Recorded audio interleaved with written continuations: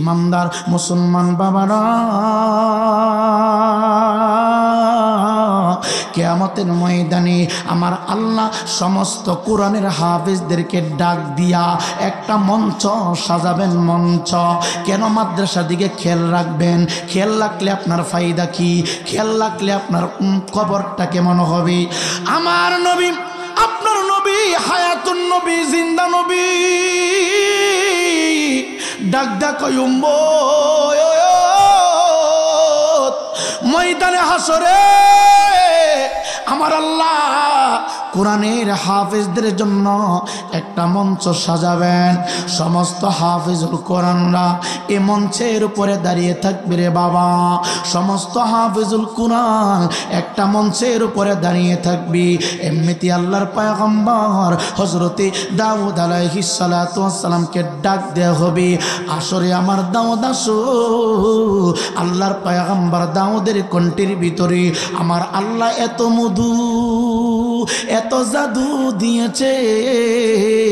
দাউদ আলাইহিস সালাতু ওয়াস সালাম যখন নদীর ঘাটে, সাগরের পারে, বিলের পারে, পানির কাছে দাঁড়াইয়া দাঁড়াইয়া আল্লাহর পবিত্র কালাম তেলাওয়াত করত রে, নদীর মধ্যে যত ছোট বড় মাছ আছে সমস্ত মাছগুলো দাওয়াদের তেলাওয়াত শুনতো। চিৎকার দেখি আল্লাহু আকবার বলা যাবে না। পয়গম্বর দাউদ তেলাওয়াত করতে শুরু করবে।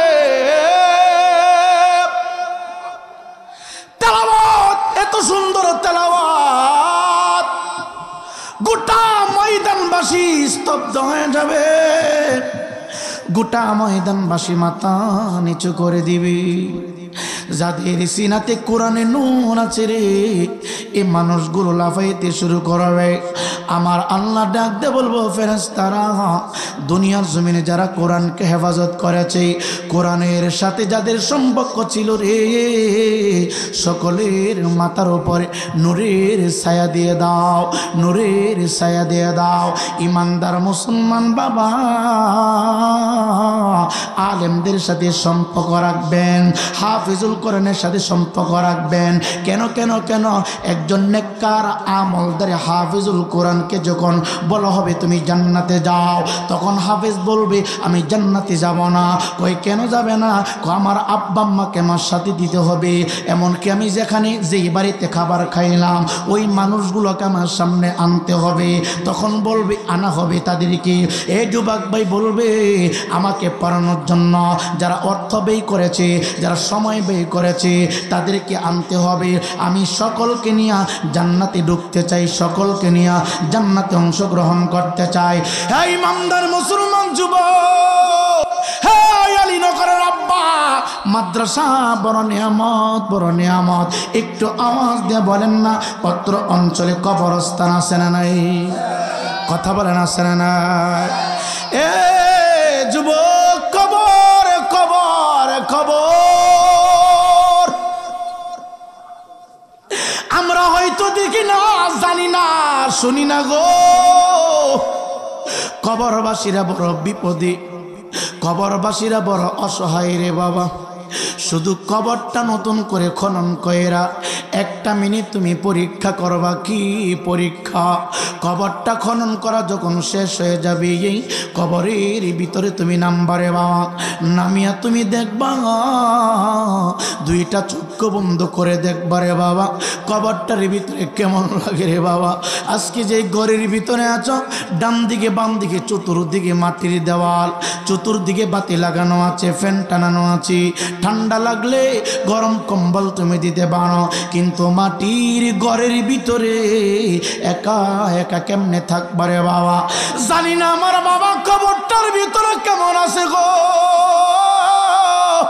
জানি না আমার মা কবরের ভিতরে কেমন, জানি না আমার আদরের ভাইটা কবরটার ভিতরে কেমন। যুবক, দুনিয়াতে বিপদে পড়লে কেউ না কেউ তোমাকে উদ্ধার করবে, কেউ না কেউ তোমাকে উদ্ধার করবে। আল্লাহর কসম, কবরের ভিতরে বিপদে পড়ে পইরা গেলে উদ্ধারকারী কেউ নাই, কেউ নাই, কেউ নাই। কবরের ভিতরে বিপদে বললে উদ্ধারকারী কেউ নাই, কেউ নাই। ঈমান আর আমল ব্যতীত কেউ নাই রে বাবা। এই জন্য কবরটাকে তুমি সাজাও, কবরের কথা চিন্তা করো। জানি না রে আলীনগরের বাবা কোন মুরব্বীর জন্যে, জানি কোন বাজারের কোন দোকানে জিন্দিগির শেষ পাঞ্জাবির কাপড়টা হাজির হয়ে গেছে, কোন যুবকের জন্য জানি রে কার জঙ্গলের বাঁশগুলো লাল লাল হয়ে গেছে, কার জন্য জানি রে কোন কবরের মাটি প্রস্তুতি হয়ে গেছে রে বাবা। একটা দোকানের ভিতরে লাক্স সাবান, সেন্টালিনা, বিভিন্ন ব্র্যান্ডের সাবান বিক্রি হয়, আর এই দোকানের মধ্যে দেখবেন জিন্দিগির শেষ গোসলের সাবানটা কুসকু সাবান বিক্রি হয় রে বাবা। কার জন্য জানি আব্বা মসজিদের পালকিটা প্রস্তুত হয়ে গেছে রে বাবা। এই জন্য আমি আমার আব্বুকে বলবো, এখন আপনি বাহিরে দাঁড়িয়ে থাকবেন না, দোকানপাটে বলবেন না, একটু সময় দেন। মোমের উপরে আগুন দিলে যেমন মোম আস্তে আস্তে করে গলে যায়, বান্দা যখন অপরাধ নিয়া কোরআনের মাহফিলে বসে যায়, ওয়াজ মাহফিলে হাজির হয়ে যায়, মোমের মতো আস্তে আস্তে করে রে আমল নামা থেকে গুনাহগুলি দূরে চলে যায়। এ যুবক ভাই, আল্লাহর মহান ওলি ইবনে লুবা রহমাতুল্লাহি আলাইহি ডাক দিয়ে বলে রে, আমার জবান থেকে শুনে যাও কবরটা কেমন হবে, কেমন হবে। আল্লাহর ওলি ইবনে লুবা রহমাতুল্লাহি আলাইহি জামানার বড় মুজাদ্দিদ ছিলেন, আল্লাহর একজন আশেক বান্দা ছিলেন, আল্লাহর একজন খাঁটি বান্দা ছিলেন। উনি একটা জুমা মসজিদে প্রত্যেক জুমা মসজিদের খুতবা দিতেন, কোরআন থেকে সামান্য কিছু তেলাওয়াত করতেন রে বাবা। ইমানদার মুসলমান বাবারা,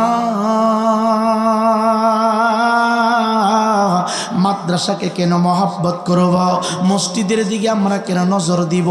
বাংলাদেশের ভিতরে এমন একটা অবস্থা হয়েছে রে বাবা, প্রতি রাত্রে ওয়াজ হয়, আমরা বক্তারা লক্ষ লক্ষ লক্ষ লক্ষ টাকা ইনকাম করি।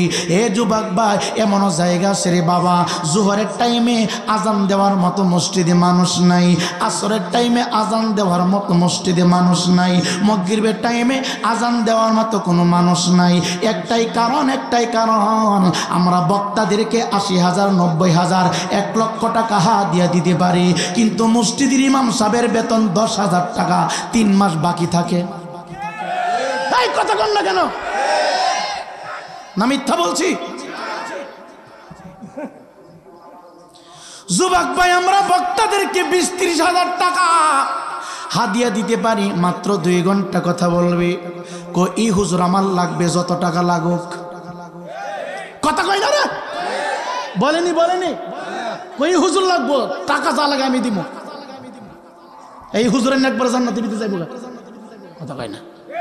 এই হুজুর দিয়ে অস্কার একবার জান্নাতে যাইব গা? আর এদিক দিয়ে মসজিদে আজান হয় না ৩ ওয়াক্ত। কথা কন না। বাংলাদেশে এমন আসেনি, বহু জায়গায় চলছে এইসব। আপনারা মাইন্ড করতেছেন? মনে মনে কইবেন হুজুর এনে দি বিপদ হুজুর এটা কিশোর করছে ওয়াজ, যদি হিসাবের কথা কিছু কনা। বাজান, আল হাক্কু মুররুন, হক কথা বলতেই হবে। এই কথা কয় না। বছরে একবার ওয়াজ করা নাকি ফরজ? কথা কয় না? ফরজ, সুন্নত, ওয়াজিব না, সুন্নত না, ফরজ না, এটা মুস্তাহাব। করলে সব হবে, না করলে কোনো গুনাহ নাই। 1 বছর ওয়াজ মাহফিল বন্ধ রাখেন, ওয়াজ মাহফিলের নাম দিয়ে এলাকা থেকে বড় করে একটা চাঁদা কালেকশন করেন। করিয়া ইমাম সাহেবের বেতন যদি 8,000 হয়, দেন তারে 12,000, 12,000 জায়গায় 15,000 দেন, দেখবেন ইমাম আপনার পিছে পিছে ঘুরবে। এই কথা কয় না?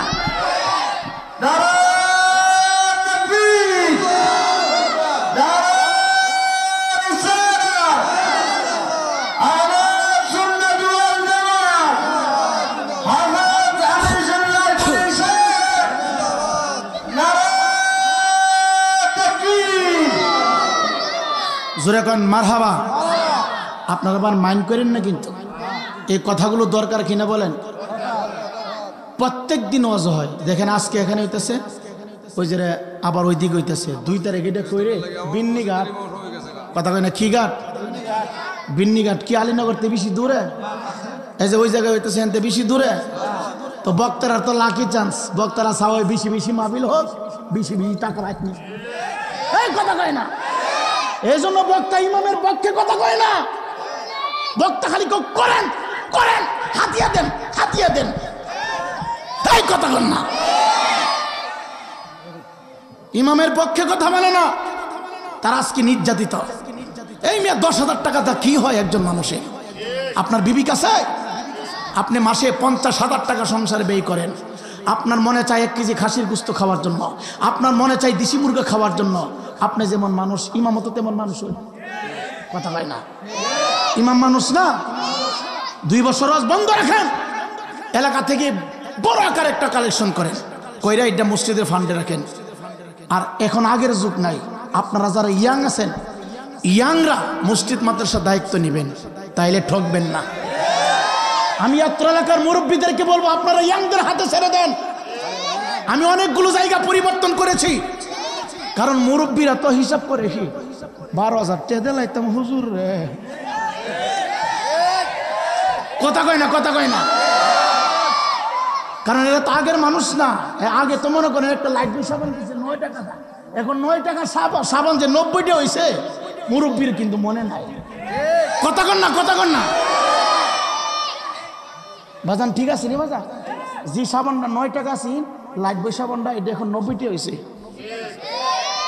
ওখান হুজুরের বেতন মাত্র 10,000 টাকা আপনার বিবি গোসল করে লাখ সাবান দেয়া এই সাবানটার দাম 120 টাকা আসিন মাত্র 30 টাকা কিও হুজুরের বউডার কি মন চা না লাখ সাবান ডোল তো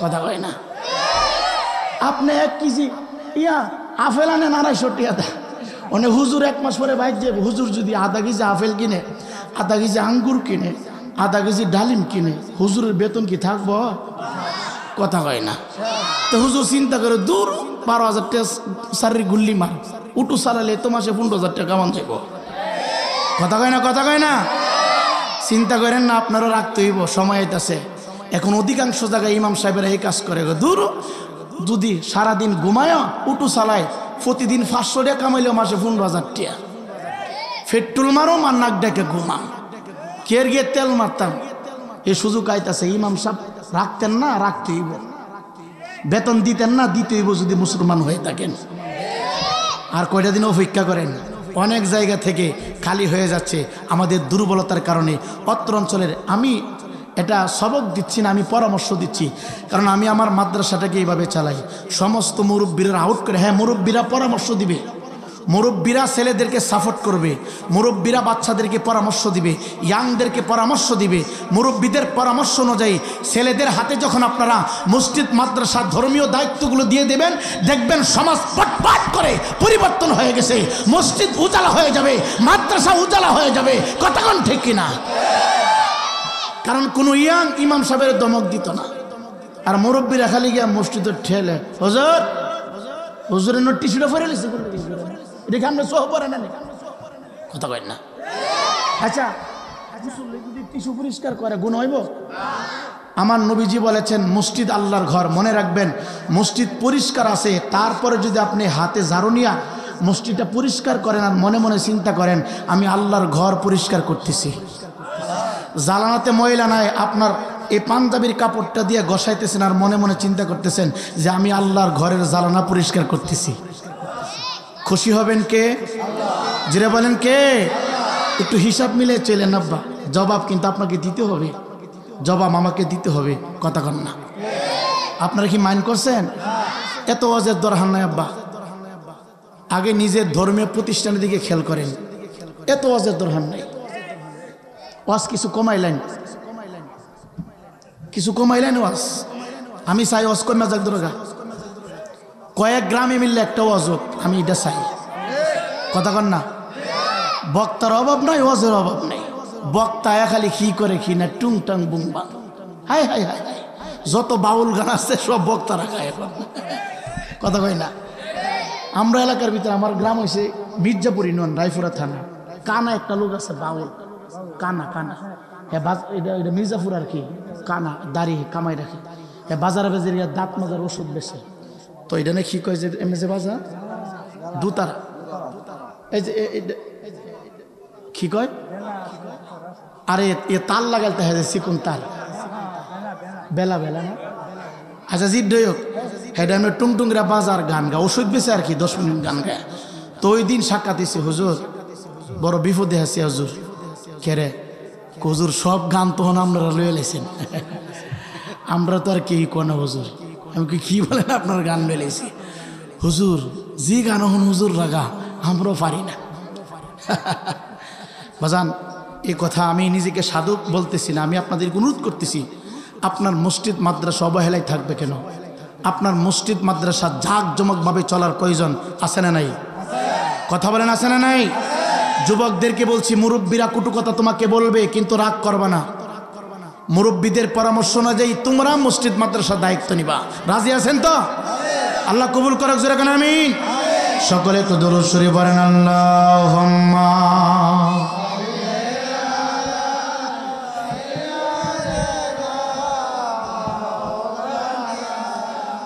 মুহাম্মদ ওয়ালা আলি মাওলানা ইমানদার মুসলমান যুবক আল্লাহর মহান ওলি আল্লামা ইবনে লুমা রহমাতুল্লাহি আলাইহি আপনাদের জামে মসজিদের মতো বিশাল একটা জামে মসজিদে জুমার নামাজের খুতবা শুধু দিতেন আর ওয়াক্তে নামাজগুলো নে বাবা তারা খানকার ভিতরে তারা ভক্তবৃন্দদেরকে নামাজ নিয়ে জামাত আদায় করতেন আল্লাহর মহান ওলি ইবনে লুমা ডাক দিয়া বলে আমি জুমার নামাজের খুতবা দেওয়ার জন্য রে জুমার দিন সকালবেলা রাস্তা দিয়ে হাঁটতে শুরু করলাম রাস্তা দিয়ে যেতে শুরু করলাম ইমামদার মুসলমান বাবারা কবরের আযাব সত্য রে কবরে আযাব হয় রে বাবা কবরে আযাব হয় হয়তো আমাদের চক্ষু দিয়া দেখি না আমাদের কান দিয়া শুনি না হয়তো আমরা অনুভব করতে পারি না আল্লাহর মহাননে ডাক দিয়া আমি জুমার নামাজ আদায় করার জন্য যেই রাস্তা দিয়ে হাঁটতে শুরু করলাম যাইতে শুরু করলাম এই রাস্তাটা একটা কবরস্থানের মাঝখান দিয়া চলে গেছে দুই পাশে কবর মাঝখান দিয়া রাস্তা এমন কবরস্থান অনেক জায়গায় আছে ইমানদার মুসলমান যুবক আল্লাহর মহাননী তাকায় দেখি একটা কবর থেকে রে বাবা একজন ব্যক্তি কবরের ভিতর থেকে উপরে উঠেছে আবার উপর থেকে কবরের ভিতরে নেমে যায় কাপড় হ্যাঁ যুবক ভাই সমস্ত দেহটা কাপড় দিয়া ডাকারে বাবা মাথা থেকে কাপড়ের কাপড়টা খুলে গেছে ডান দিক থেকে একটা মাথা জ্বলতেছে বাম দিক থেকে আর একটা মাথা জ্বলতেছে এই পর্যন্ত দুইটা কাপড়ের মাথা জ্বলে রে বাবা আল্লাহর মহাননী তাকায় দেখে আলীনগরের বাবা এই আয় আল্লাহর বান্দাটা কবরের ভিতর থেকে জিকির করতে করতে উপরে ওঠে আবার কবরের ভিতরে নামে আবার পার্শ্ববর্তী একটা কবরে ভিতর থেকে আগুন দাও দাও করে জ্বলছে দোয়াগুলো উপরে চতুর্দিকে ছিটায় সরায়া যাচ্ছে আল্লাহর মহান ওলি ইবনে লুমা ডাক দিয়া কয় জগতের মানুষ কবরে আযাব হয় আমি আমার নিজের চোখ দিয়ে দেখেছি কবরে আযাব হয় রে বাবা যদি বিশ্বাস না হয় একজন মানুষ যখন ইন্তিকাল করবে রে বাবা তাকে দাফন করার পরে হয়তো একটা গরু অথবা একটা ছাগল কবরস্থানের কাছাকাছি বেঁধে দিবেন দেখবেন অবস্থাটা কেমন হয় মানুষ এবং জিন ছাড়া সমস্ত পশু পাখিরা জানতে পারে বুঝতে পারে গরু বুঝতে পারে ছাগি বুঝতে পারে মানুষ এবং জিন জাতি ছাড়া যত প্রাণী আছে সমস্ত প্রাণীরা রে বাবা কবরের আযাব দেখতে পায় কবরের আযাব দেখতে পায় রে বাবা এ আলীনগরের বাবা কবর কবর কবর বড় ভয়ানক রে বাবা কবর বড় অন্ধকার এই কবরের ভিতরে কেউ নাই, কেউ নাই। কারো কারো কবরটা ইটের বাটা আগুনের চুলা হয়ে যাবে, আবার কারো কারো কবরটা আমার আল্লাহ ফুলের বাগান বানায় দিবে। এখন তুমি সিদ্ধান্ত নাও তোমার কবরটা তুমি কেমনে সাজাইবা। আগুন দিয়া যদি সাজা যা ইচ্ছা তা করো, আমি নাই পরি কোনো বলবো না। আর যদি ফুলের বাগান সাজাইতে চাও মিথ্যা কথা ছেড়ে দাও, আড্ডা মারা ছেড়ে দাও, চোখ দিয়া জেনা করা ছেড়ে দাও। শুধু শারীরিক মিলন করার নাম জিনা না রে বাবা। হাত দিয়া শুধু ধরলেই জিনা হয় না, চোখ দিয়া উলঙ্গ সিনারি দেখেছ, চোখের জিনা হয়ে গেছে। হাত দিয়া ধরেছ, হাতের জিনা হয়ে গেছে। পা দিয়া করেছ, পায়ের জিনা হয়ে গেছে। বডির সাথে টাচ লেগেছে, বডির জিনা হয়ে গেছে। এ যুবক, অল্প বয়সে আজকে মানুষ কেন মারা যায়? মারা যায় জাননি? আগের মুরব্বী 100 বছর বাঁচত, 120 বছর বাঁচত, 130 বছর হায়াত পাইছে। আর এখন যুবক গুলি 40 বছর গেলে হার্ট অ্যাটাক করে, ব্রেন অ্যাটাক করে। কথা কয় না? 60 বছর ক্রস করলে রে দাঁতগুলো জ্বরে যায়। আমার মরণের কত দিন বাকি আমি জানিলাম না গো আল্লাহ। জীবনের কত দিন বাকি, আমার মরণের কত দিন বাকি আমি জানিলাম না গো আল্লাহ। মরণের কত দিন বাকি, কানের জ্ঞান কর্ণ তালি, চোখের জ্ঞান জ্যোতি। কানের জ্ঞান কর্ণ তালি, চোখের জ্ঞান জ্যোতি। দাঁত লহরিল চুলতা কিল, বয়স হইল বাটি আমি বুঝিলাম না গো আল্লাহ।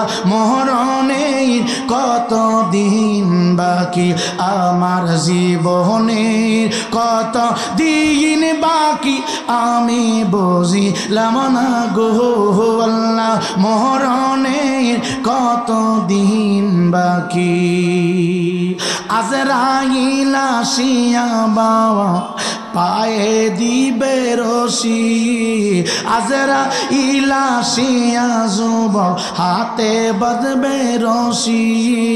তখন আমার মনা বাই করবা লুকালুকি আমি জানিলাম না গো আল্লাহ। মরণের কত দিন বাকি, আমার জীবনের কত দিন বাকি আমি জানিলাম না গো আল্লাহ। মরণের কত দিন বাকি। হায়াত হইল হাতে লেখা, মত লেখা পায়ে। হায়াত হইল হাতে বাইরে, মত লেখা পায়ে। যেখানে যার মরণ লেখা সেখানে সে মরে আমি বুঝিলাম না গো আল্লাহ। মরণের কত দিন বাকি, আমার জীবনের কত দিন বাকি আল্লাহ। মরণের কত দিন বাকি। 40 দিনের আগে আব্বা মতের নিশানি, 40 দিনের আগে যুবক মতের তুফানি। আজরাইলে বাইন্দা নিব চোখে দিয়া আমদি আমি বুঝিলাম না গো আল্লাহ। জীবনের কত দিন বাকি, আমার মরণের কত দিন বাকি আমি জানিলাম না গো আল্লাহ। মরণের কত দিন বাকি। হে যুবক, রাগ করবা না গো। আমি কোনো মানুষকে খুশি করার জন্য ওয়াজ করি না। কোন পীর আমার প্রতি অসন্তুষ্ট হয়ে যাবে? আপনাদের মাধবপুর থানার ভিতরে অনেক পিসাব, আমি দাওয়াত লাগলে এই পিসাব আয় না, আমার দাওয়াত ক্যান্সেল কইরা দে। 20 থেকে 30টা মাহফিল ক্যান্সেল হয়ে গেছে। কেন কেন? আমি নাকি পীরের বিরুদ্ধে কথা কই? আল্লাহর কসম, কোন অলির বিরুদ্ধে আমি কথা কই না, আমি কথা কই বন্ডদের বিরুদ্ধে। এই ইমানদার মুসলমান, দাওয়াত দাও, না দাও অসুবিধা নাই, রিজিক ফাইসালাকারী আল্লাহ। আল্লাহর মহাননী তাকায় দেখি রে, লোকটা কবরের ভিতর থেকে একবার উপরে উঠে আর একবার নিচে নামে। হঠাৎ করে আল্লাহর মহাননী এই মুর্দারদেরকে উদ্দেশ্য করে একটা সালাম দিয়ে দিলেন, আসসালামু আলাইকুম ইয়া আহলাল কুবুর। যুবক ভাই, কবরস্থানের পাশ দিয়া যখন যাইবারে হাতের ভিতরে মোবাইল ফোন বাদ্য বাজনা বাজে বাবা, অফ করে দিবা। কবরস্থানের পাশে ডিজে গান বাজাইবা না, কবরস্থানের পাশে আওলা বাউলাদের ভাড়া করবা না, কবরস্থানের পাশে গরু আর ছাগল দিবা না। কবরস্থানটাকে পবিত্র বানায় রাখবা, কবরস্থানটাকে পবিত্র করে রাখবা।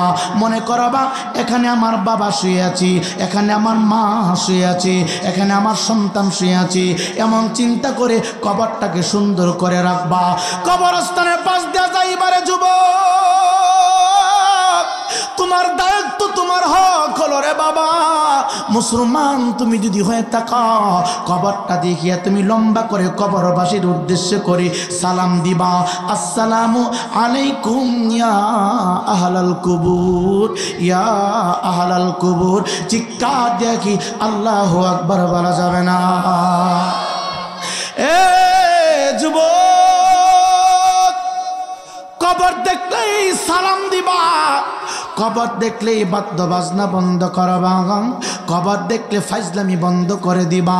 অনেক যুবক ছেলেনা কবরস্থানের পাশে বইসা লুড্ডু খেলে, অনেক যুবক ছেলেনা মসজিদ মাদ্রাসার পাশে বইসা জুয়া খেলে, অনেক যুবক ছেলেনা কবরস্থানের পাশে বইসা গাঞ্জা টানে, ইয়াবা খায়। এইগুলি করা যাবে না, ধ্বংস হয়ে যাইবা, নষ্ট হয়ে যাইবারে যুবক, ধ্বংস হয়ে যাইবা। কবরবাসীর আমরা যেমন দোয়া করি, কবরবাসীর দোয়া ছেড়ে বাবা, আমাদের দোয়া কবুল হতে পারে, না হতে পারে কোনো গ্যারান্টি নাই। কিন্তু কবরবাসীরা আল্লাহর দরবারে জীবিতদের জন্য দোয়া করলে এই দোয়া আমার মাওলার দরবারে কবুল হয়ে যায় রে। এই ইমানদার মুসলমান যুবক, দে পা 2 টাকা দে। আলোচনা করলে বারবার পায়ে ধরতে হয় না, হাতে ধরা লাগে না। কেন পায়ে ধরি, হাতি ধরি জানোনি? আমার নবী উলামায়ে কেরামের উপর একটা দায়িত্ব দিয়া গেছে রে, বাল্লিগু আন্নি ওয়ালাউ আয়া। আমার পক্ষ থেকে রে একটা বাণী হইল, আমার গুনাহগার উম্মতের কাছে পৌঁছায় দাও।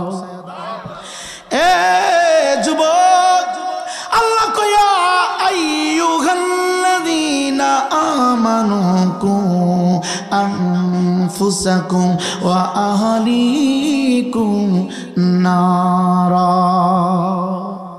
আল্লাহ বলে, বান্দা নিজে বাঁচো, তোমার পাড়া প্রতিবেশীদেরকে বাঁচাও। আল্লাহর মহানবী লম্বা করে সালাম দিলেন। সালামটা দিতে দেরি হয়েছে রে বাবা।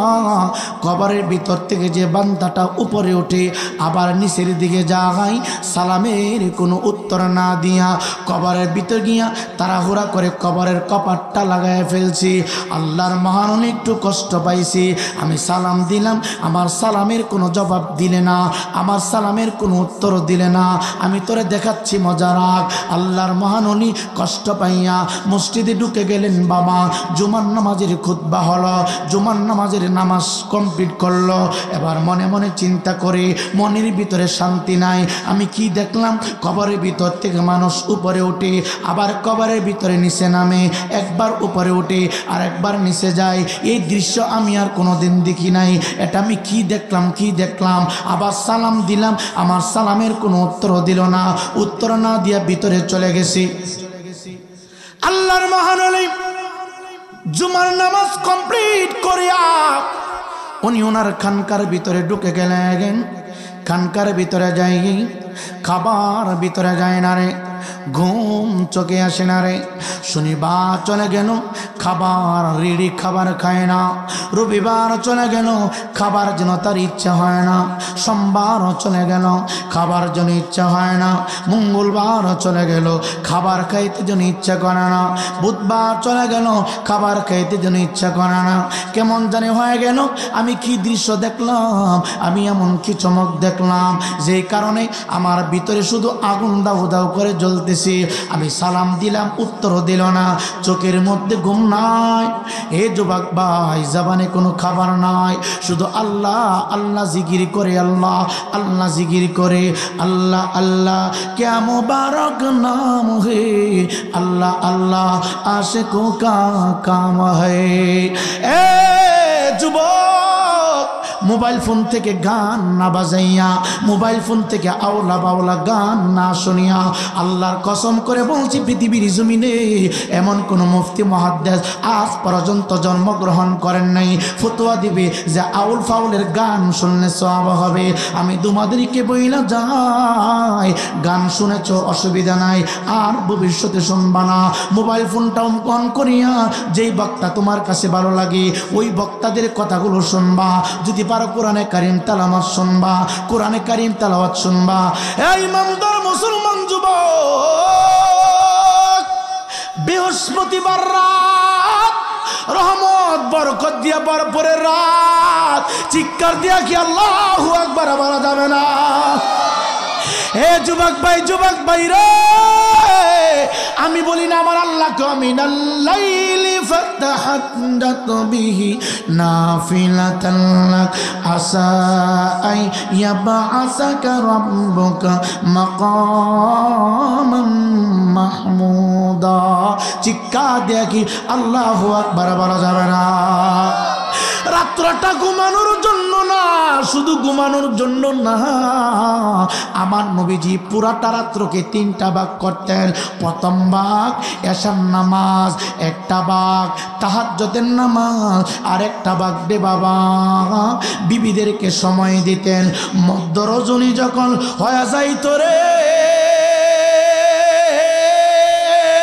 আমার নবীজি বিছানায় আর পিঠ মুবারক লাগাইতো না, আমার নবীজি তাহাজ্জুদের মুসল্লায় দাঁড়ায়া যাইত, আমার মাওলার নামে জিকির করত। এ যুবক, প্রত্যেকটা মানুষের বাম স্তনের 2 আঙ্গুল নিচে গো একটা গোস্তের টুকরা আছে। এই গোস্তের টুকরা যার ভালো, এই রাজধানী যার ভালো, কোরআন তেলাওয়াত ভালো লাগবে, জিকির ভালো লাগবে, ওয়াজ ভালো লাগবে, ভালো কথাগুলি তার ভালো লাগবে। আর এই রাজধানী যারা নষ্ট, তার কাছে কোরআন তেলাওয়াত মজা লাগবে না, উলামায়ে কেরামের কথা ভালো লাগবে না, ওয়াজ মাহফিল ভালো লাগবে না, নামাজ পড়া ভালো লাগবে না, এক কথাই নেক আমল করা তার কাছে ভালো লাগবে না। এখন আপনি বুঝেন আপনার রাজধানী ভালো না নষ্ট? আপনি পরীক্ষা করেন বাবা। যার কাছে মসজিদ ভালো লাগে, মাদ্রাসা ভালো লাগে, ওয়াজ মাহফিল ভালো লাগে, জিকির ভালো লাগে, নবীর দুরূদ নবীর মিলাদ ভালো লাগে, বুঝবেন আপনার এই রাজধানী পুরাপুরি সুস্থ আছে। আর যার কাছে শুধু গান শুনতে মন চায়, নাচ শুনতে মন চায়, খারাপ কাজ করতে মন চায়, জুয়াখানা আড্ডায় দিতে মন চায়, ক্রামবুট খেলতে মন চায়, এক কথায় শুধু পাপ আর পাপ করতে মন চায়, বুঝবেন আপনার রাজধানী নষ্ট হয়ে গেছে। এ যুবক বলবেন হুজুর এই অভ্যাস তো আমার, আমি কি করব? ভয় পাওয়ার কোনো কারণ নাই। যেই কোনো একটা জায়গায় বসিয়া নীরবে নির্জনে তওবা করবা, আর বলবা না 30 বছর গুনাহ করেছি, 40 বছর গুনাহ করেছি, 50 বছর গুনাহ করেছি, আগামীকাল থেকে আর করব না। আল্লাহ তুমি আমার ক্ষমা কইরা দাও। আল্লাহ কইয়া আইয়ুহাল্লাযীনা আমানু তুবু ইলাল্লাহি তাওবাতান নাসুহা। জোরে কর না মারহাবা। আপনারা আওয়াজ বুঝেননি? কষ্ট হইতাছে? আমার আল্লাহ ডাক ডাকে, আমার বান্দারে জিন্দিগির সমস্ত বারাতগুলি নিয়ে যদি রে আমি আল্লাহর কাছে তুমি সিলিন্ডার হয়ে যাও, আমি আল্লাহর কাছে মাথা নত করে বলো রে আর গুনাহ করবা না, আর অন্যায় করবা না। আমি আল্লাহ জানুনি কত দ্রুত গতিতে অন্যায়কারীকে ক্ষমা করে আমার দুইটা চোখের পাতে একত্রিত করতে যতটুকু সময় লাগে রে তার চাই তার কম সময়ের ভিতরে আমার আল্লাহ বান্দাকে মাফ করে দে। আল্লাহর মহান ওলি এপ্রিল বা বৃহস্পতিবার রাত, বুধবার রাত, মঙ্গলবার রাত, সোমবার রাত, রবিবার রাত, শনিবার রাত দে বাবা, শুক্রবার দিবাগত রাত তাহাজ্জুদের নামাজ আদায় করে আর চোখ দিয়া গাল বাইয়া বাইয়া পানিগুলো সারে রে বাবা। জুমার রাত্রি তেমন ভাবে কান্দে, আমি কি দেখলাম কবরের ভিতরে, কবর থেকে একজন মানুষ উপরে উঠি রে আবার এইভাবে মোটাইয়া আবার কবরের ভিতরে নিয়ে যায়। তার কারণ কি, বিষয়টা কি বুঝলাম না, জানলাম না। দ্বিতীয় জুমার দিন জুমার নামাজের খুতবা দেওয়ার জন্য জুমার নামাজ আদায় করার জন্য আল্লাহর মহান ওলি মনে মনে নিয়ত করলেন আর চিন্তা করলেন গত জুমাতে আমি যেইভাবে সালাম দিয়েছি কবরবাসীকে, আজকে এমন দৃশ্য যদি আমার চোখে পড়ে রে আজকে আর সালাম দিব না রে। কারণ সালামের আওয়াজ শুনলে আমাকে দেখে পালায়া যায়, সালামের আওয়াজ শুনলে আমারে দেখা কবরের ভিতরে লুকায়া যায়। আজকে আর সালাম দিব না। সাথী নাই রে বাতি নাই রে বাবা যেই দেশে একা একা কেমনে থাকবা সে দেশে, একা একা কেমনে থাকবা সে দেশে। দ্বিতীয় জুমার দিন পুনরায় একই ঘটনা তার সামনে, দূর থেকে তাকায় দেখে রে কবরের ভিতর থেকে আগের মুদ্দারটা সেম এইভাবে উপরে উঠতেছে আর আল্লাহর নামে জিকির জবান দিয়া চালু হয়েছে রে বাবা, জবান দিয়া চলছে রে বাবা। আস্তে আস্তে করে একটু সামনে গেলেন, এই দিন আর সালাম দিলেন না, ওই দিন আওয়াজ আর করলেন না রে বাবা। পিছন দিক দিয়ে গিয়া ওই কবরস্থানের মুদ্দার ব্যক্তিটাকে আব্বা এইভাবে পিছন দিক দিয়ে আটকায় ফেলেছে। মনে রাখবেন বাবা, মানুষ মৃত্যুবরণ করে না রে, মানুষ এক জায়গা থেকে আরেক জায়গায় ট্রান্সফার হয়, এক জায়গা থেকে আরেক জায়গায় ভ্রমণ করে। এটার নাম আলমে দুনিয়া। আমাদের জিন্দিগি আরো সামনে আছে রে বাবা, আলমে দুনিয়া জিন্দিগি শেষ, আবার আলমে বরজকের জিন্দিগি, কবরের জিন্দিগি শুরু হবে। মানুষ এক জায়গা থেকে আরেক জায়গায় যায়। আলীনগর থেকে ঢাকা গেলে আপনি বাড়িতে আসতে পারেন, আলীনগর থেকে লন্ডন গেলে বাড়িতে আসতে পারেন, আলীনগর থেকে ইটালি গেলে বাড়িতে আসতে পারবেন, যে কোনো দেশে যেন আসতে পারবেন। কিন্তু আলীনগর থেকে রে কবর দেশে গেলে আর ফেরত আসা যায় না রে। আসা যাবে? সাদা কাগজের উপরে লেখেন, এই মজলিসে যারা আছে প্রত্যেকের নাম লিখবেন, লেখা 11 মাস পরে আবার যখন মাহফিল আসবে এই খাতাটা দেখবেন খাতায় নাম আছে ঠিক, অনেক মুরব্বি নাই, কথা কয় না, লেখেন। এখানে অনেক মানুষের মৃত্যুর পরোয়ানা জারি হয়ে গেছে। এখানে আমি যে বলে গেলাম কথাটা 1 বছর পরে আপনারা পরীক্ষা করবেন। এখানে অনেক মানুষের মৃত্যুর পরোয়ানা জারি হয়ে গেছে।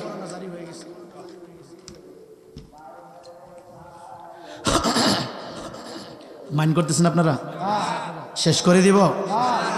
আমাকে আমার ভাসানী ভাই বলছে যে হুজুর কবর রসদাই কইরেন।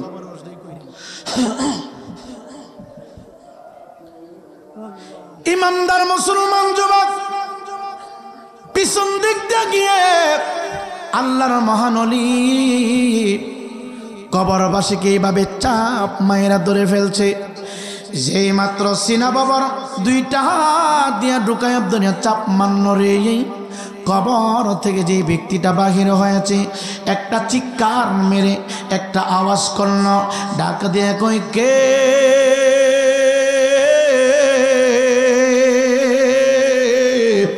আমাকে আটকে দিলেন, ধরে ফেললেন।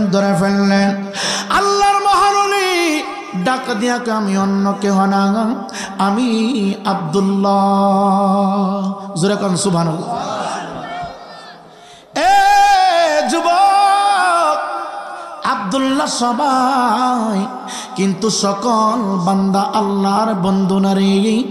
আব্দুল্লাহ মানে আল্লাহর বান্দা, সকল মানুষ কিন্তু আল্লাহর বন্ধু না রে। যারা ইমানদার হয়েছে, যারা মুত্তাকি হয়েছে, যারা আল্লাহওয়ালা হয়েছে রে, তাদেরকে আমার আল্লাহ বান্দা থেকে বন্ধুর কাতারে নাম উঠায় নিয়েছে। আল্লাহর ওলিদের চক্ষু চারটা রে, দুইটা জাহিরি, দুইটা বাতিনি। এরা ছিল আল্লাহর ওলি। এদের কাছে মুরিদ হইলে মানুষ পরিবর্তন হয়ে যাইত। আরে এখন মানুষ পীর সাহেবের কাছে মুরিদ হয়, বেনসন টানে, গাঞ্জা টানে রে। কথা কয় না? পীর সাহেব টানে, মুরিদও টানে। টানেনি নে বাবা, বরকত লিয়া যা। কথা কয় না? রাগ করতেছেন মনে হয়? হ্যাঁ, রাগ করতেছেন। আচ্ছা, এই যে টানতেছেন, কোনো স্বাদ আছে? কথা কয় না। এটা জাহান্নামীদের খাওয়ান। কার খাওয়ান? কথা কয় না। এটা জাহান্নামীদের খাবার। পিসাবেও খা, মুড়িদেও খা। দেখালাইছে মুড়ি দেবার বরকত মনে করে টানে। জোরে কর নাউজুবিল্লাহ। আস্তাগফিরুল্লাহ। কুমিল্লাতে আজকে ভিডিওটাই হয়েছে, আপলোড হয়েছে। কুমিল্লাতে একটা পিসাব, এটা নাম হয়েছে বিড়ি বাবা। হ্যাঁ, চেয়ারের ফেমনে বইয়া মুড়ি বিড়ি ধরে খাইতেছে, টানে টানে ফেলাইতেছে, সাড়ে ফেলাই যে মুড়ি আছে টানে টানে খাইতেছে। জোরে কর নাউজুবিল্লাহ। আরো জোরে। এই কথা কইলে আমি বালা না। কথা কর না। এই কথা কইলে রাইফুরি বালা না। হেরা দাওয়াত দিলে আমি আইতাম না। কথা কর না। আচ্ছা বলেন তো, একটা ইমাম যদি বিড়ি খা, মুসল্লিরা কি করবো? কথা কয় না। ইমাম